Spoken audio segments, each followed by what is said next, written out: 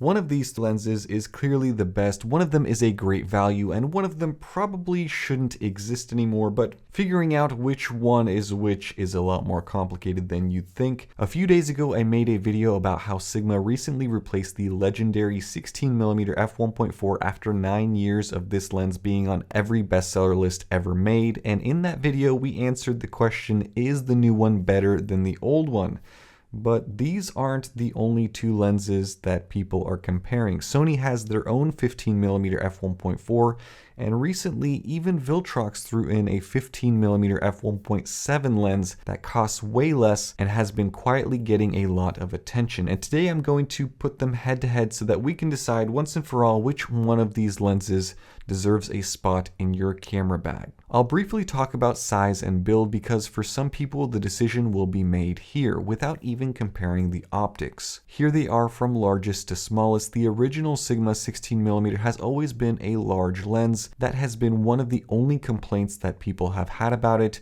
The one I have here is in fact 9 years old, and you can see that it has aged pretty well. The manual focus ring is still nice and smooth. There are no switches or aperture rings here, however, this lens is made in Japan. Next up is the Sony 15mm F1.4, the most expensive lens here. It features nice plastic composite build, a clicky aperture ring that can be declicked with a switch, focus hold button, and autofocus manual focus switch. This lens is made in China. Next up is the new Sigma 15mm, which is smaller than the Sony just slightly. It feels a little bit more premium, and unlike the original, this one does have a dedicated aperture ring, no other buttons or switches, and it is made in Japan. Last up is the Viltrox 15mm F1.7.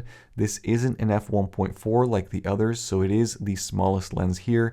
And it is the cheapest feeling. There's no aperture ring, just a manual focus ring, and this one is made in China as well. If I had to choose which lens is the best built based on how it feels in the hands, the Sigma 16mm is still the one. It's a combination of metal and plastic and glass, and the resulting weight makes it feel like a more premium lens. The others feel like light plastic toys by comparison, and this makes sense because manufacturers are moving to lighter lenses that are smaller, that take up less space in your bag, and also are easier to carry around with you. So let's take a look at the optical performance. All of these shots are using my Sony a6700 and a tripod, no edits, no filters, just straight out of my camera. So in this comparison, I'm going to do two lenses at a time just to make things a little bit easier. I won't be able to put the lens specs in the actual video because it's going to be way too much work, so just pay attention to this information up here. So right now on the left, you'll see 16mm Contemporary 17, that's 2017, that's the Sigma 16, versus the new 15mm on the right, Contemporary 026, which stands for the 2026 release. So this is 16mm versus 15mm, and you can see how much wider that is. So here's the 16, and here's the 15. Again, that's 16. And 15. And interestingly here you get a little bit more pin cushion, it looks like, with that 15, but that 1mm difference is pretty significant. Old lens on the left, new lens on the right. Center sharpness, let's see, don't see much of a difference here. I would say it's about the same. Let's look at the corners. So Sigma 16 starts looking soft right about here. The new 15 looks a little bit sharper here, but then very corners are quite soft as well and a little bit darker. You'll notice that. The 16mm starts to lose sharpness in the corners earlier, but it's a lot more gradual, whereas the 15 doesn't lose it until more towards the end, and then it's more abrupt. Now let's compare it to the Sony, and the first thing that you'll notice, let me do this one at a time. So here is the Sigma and here is the Sony. Notice how much brighter the corners specifically are on the Sony. Even though the Sony has vignetting, it's not as drastic. So Sigma on the left and Sony on the right. 15mm F1.4G is the Sony. So center sharpness, I would say, is near identical, maybe slight edge to the Sigma, maybe, but it looks very close. And then corners, I think the Sony looks a little bit cleaner here. So they're not super tack sharp in either case, but they're very ultra edges are sharper on the Sony. Take a look at this corner. Yeah, darker, a little bit softer here. Sony's not super sharp here either, but I'd say wide open. The Sony is a little bit better in the corners. Next shot, let's take a look at some portrait work. Now, if you were expecting the Viltrox here, I didn't bring that out until later, so I'll introduce those shots here in a little bit, but I'm doing kind of a three-way comparison in the beginning, and then it'll be a four-way towards the end. Wide open on both, exact same camera settings. Obviously, the framing is a little bit different because 16 is a little bit closer, but let's see what sharpness looks like in the center of the frame, and there's not much of a difference here. The 15 does look pretty good. It does look a little bit crisper in the skin details in my eyes. If you look at the pupils, they do look a little bit sharper on the right, that new 15mm, but the 16mm is not that far off. Now, if I take a look at the Sony 15 versus the Sigma 15, let's take a look at center sharpness. They both look exactly the same to me. I can't tell a difference between these two, so there's no clear winner. Let's take a look at that, and here the Sony has a little bit more loca fringing here, so that's kind of a win for the Sigma 15. Here's another wide angle portrait, now stopped down to f2.8 on both, so Sigma 16, Sigma 15, and we'll punch into the center. All right, you guys tell me down in the comments. This looks like a wash to me. Slightly darker, I guess more contrast on the new Sigma 15, but this looks pretty close to me. Let's take a look out, and you see some loca here, just green versus blue. Now let's take a look at the Sony on the right versus the Sigma 15 on the left, and I don't know. I would say the Sigma might be a touch sharper. Let me know what you guys think down below. I think it's just a hair sharper. Let's take a look at loca. Yeah, the Sony has the same problems that the Sigmas do. I'd say even more so in this situation. So I'd say this one is a wash at f2.8. They perform near identically. So here's a shot of some flare. Just curious what these two would do wide open on both. And you'll see that the actual flare is slightly less large on the new Sigma 15 on the right.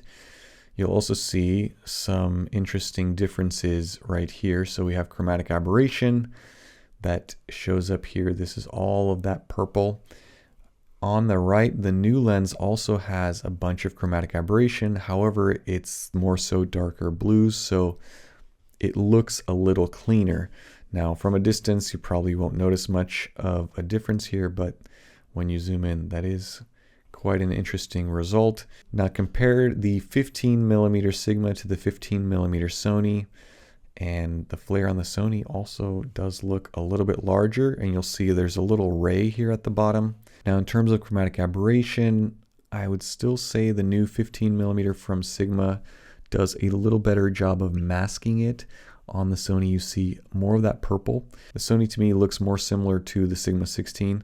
Obviously, the Sigma 16 not doing very well here. But the surprise of this comparison is certainly the chromatic aberration performance on that new 15mm. Here's another shot, and hopefully we'll see some more of that chromatic aberration. This is again wide open. So Sigma 16 on the left, I don't really need to explain this. This is much worse than what we see from the 15mm on the right. So all that purple fringing, there's some of it here on the right, but significantly less. So that is a pretty huge improvement with the new model that replaces that 16mm. Here's the Sony on the right, and here's the Sigma 15 on the left.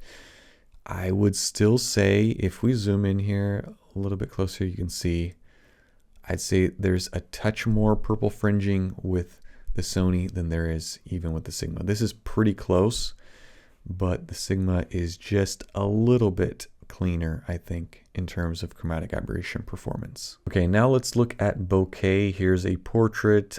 Just for fun, I'll take a look at sharpness 15 versus 16mm Sigma on the left. And these look very, very close. I mean, I can't tell one's better than the other.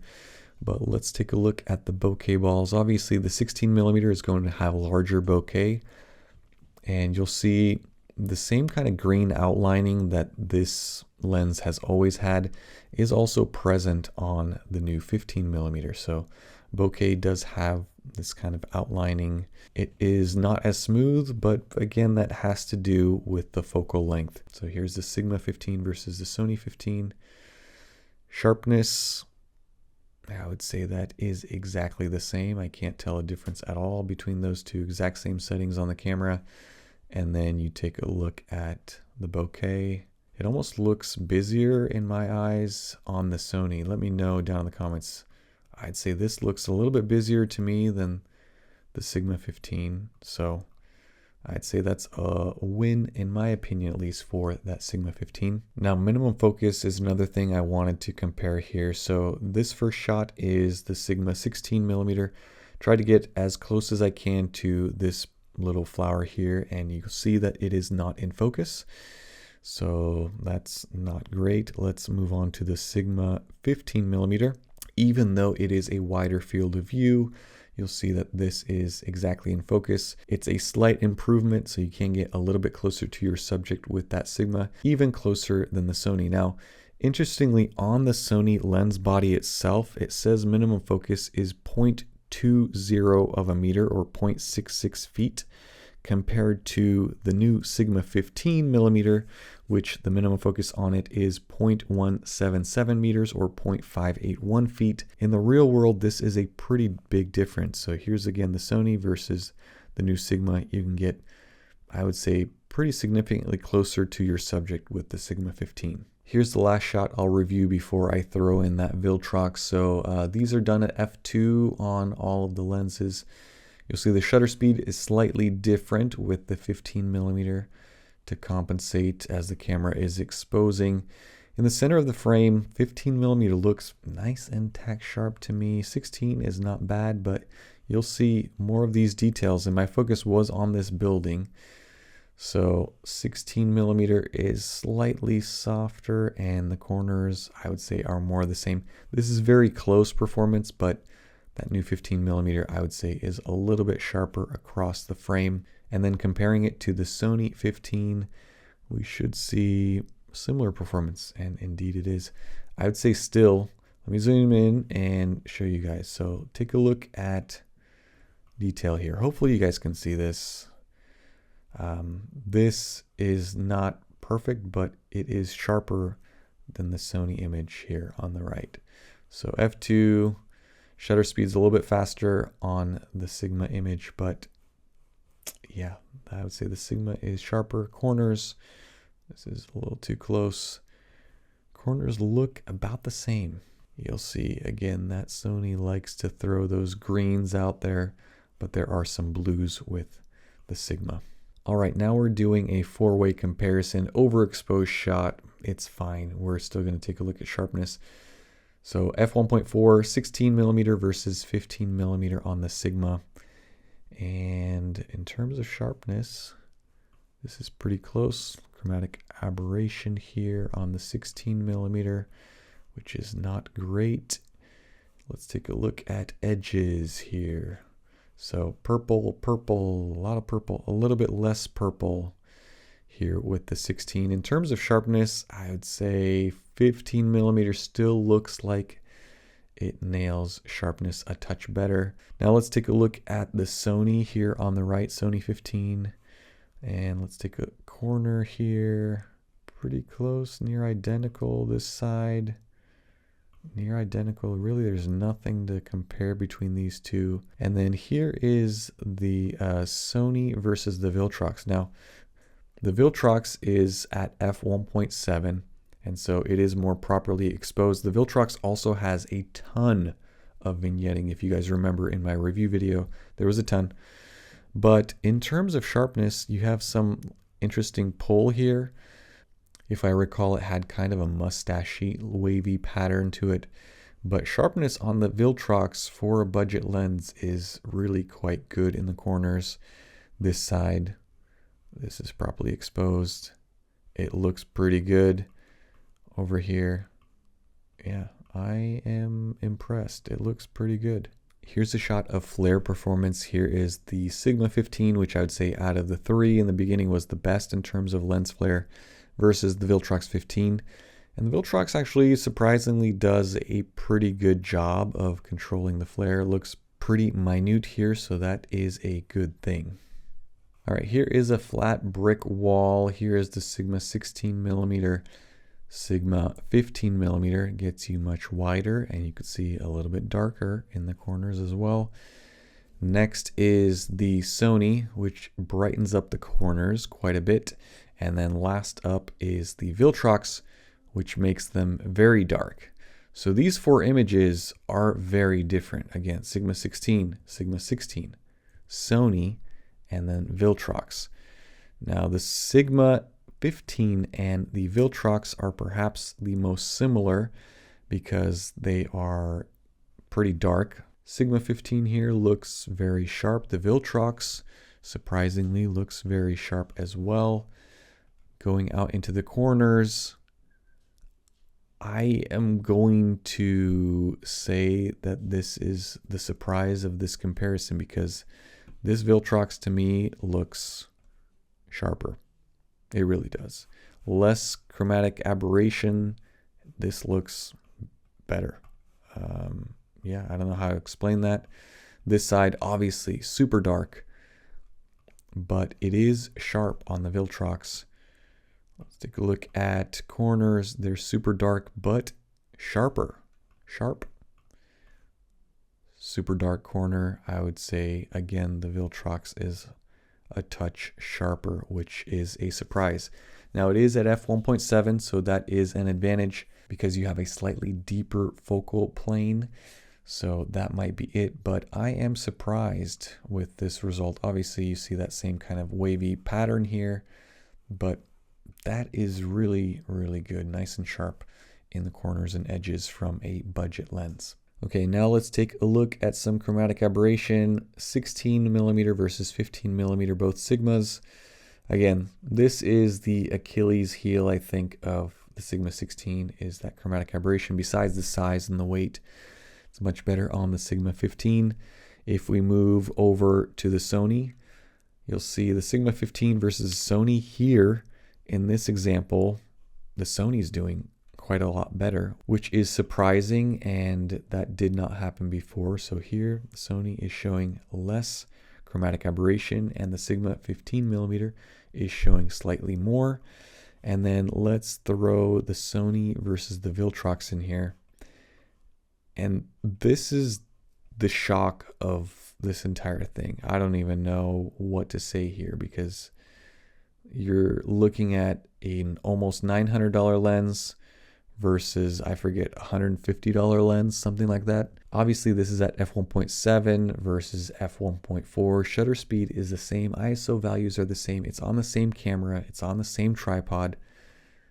I mean, the lens has to fight the bright lights, and there still is some chromatic aberration here, but look at how much more contrast there is here. Way less purple, even compared.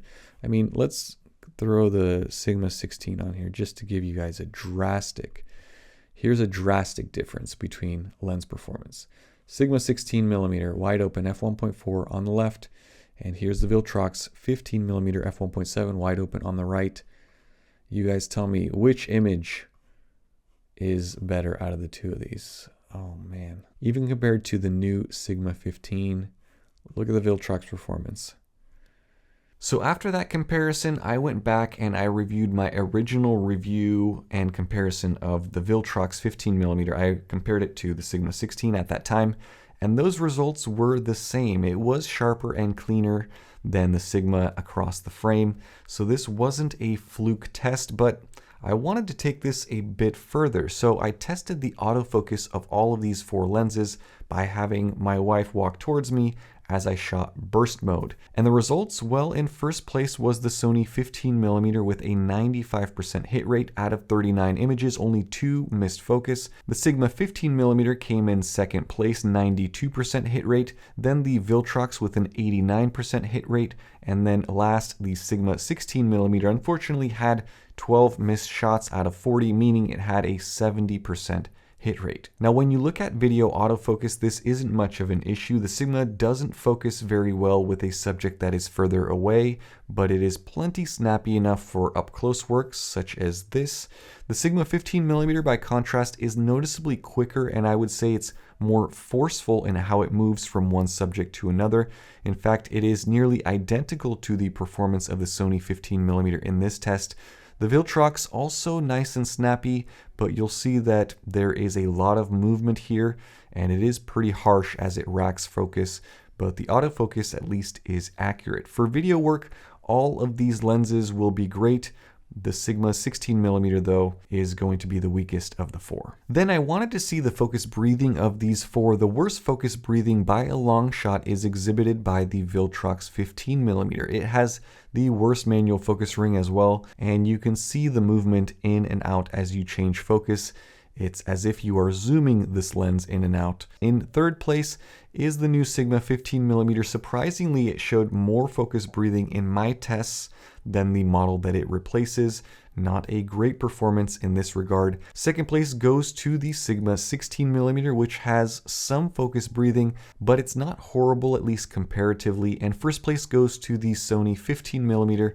This is a test without focus breathing compensation turned on, and this lens has almost no focus breathing even without the in-camera correction. And again, focus breathing compensation is only compatible with certain Sony lenses and camera bodies. So let's talk about the conclusion. In the beginning of this video, I said that one of these lenses is the best, one is a great value, and one really doesn't need to exist anymore. And technically speaking, based on all of my test results as a whole, the Sony 15mm is the best lens that is here. Optically, it is weaker than the new Sigma 15mm in a few areas, but as an overall package, considering the autofocus performance and the focus breathing and usage for photos and videos, this is the best 15mm lens. I wish it wasn't so because it's far too expensive for what it is. The value pick, as you might have guessed, is clearly the Viltrox. If you don't mind the very dark corners and the significant focus breathing, optically you are getting an absolutely brilliant performance for around $200 US. And then we get to the Sigma 16mm. And I think after today, it is clear that the 9-year-old lens is finally showing its age. The big issue has always been chromatic aberration with this lens, flare performance for others. And I think even beyond that, optically, it is the weakest lens here, which is sad in a way, but also a bit exciting to see how technology has improved and coatings and lens structure so that we have all of these new lenses to choose from. These are really incredible days to be shopping for APS-C lenses. So sadly, this is the one that I don't think needs to exist anymore. The replacement is brilliant. I think optically it is the superior lens here. My only real complaint about it is that focus breathing. And it's a shame because Sigma has been doing such a good job with focus breathing control with their other lenses. And this might not be an issue for the majority of people out there who are using this lens for photography, but if you are using this lens for talking head style video like what I'm doing right now, this is kind of a perfect focal length for having it set up in your studio. And I think that focus breathing was kind of disappointing. The original 16mm was already sort of unusable in that aspect because of the focus breathing, and the new 15mm really makes the problem even worse. In every other way though, it is the best lens here, but it's a bit of a letdown. Now, does that mean you should go out and sell your Sigma 16mm and get something else? In my opinion, no, I don't think so, unless you are experiencing some real issues with your setup, such as the focus breathing and your video looks terrible, or the size is so large and heavy that you never take this lens with you anywhere. I still think it's a very good lens. It has just shockingly been surpassed by some excellent new offerings, so if you are getting into shooting and you're starting to look for a 24mm equivalent lens, I think you can safely cross this one off of your shopping list and narrow your decision down to these 3 lenses. But let me know what you guys think down in the comments section below. Thank you so much for watching. Stay tuned for more and have a nice day. Bye-bye.